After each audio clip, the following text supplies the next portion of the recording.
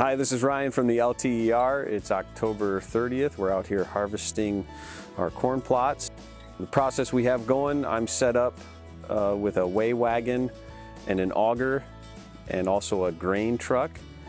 And Joe is out combining the plots. He can get about a half a plot in the combine. He brings the corn to me, augers it into the weigh wagon. I take a weight.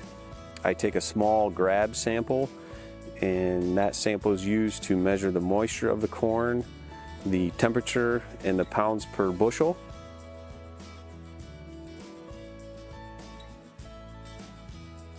After those are taken, we auger the corn into the grain truck. The grain truck hauls it away to be used for animal feed or to be sold out on the open market.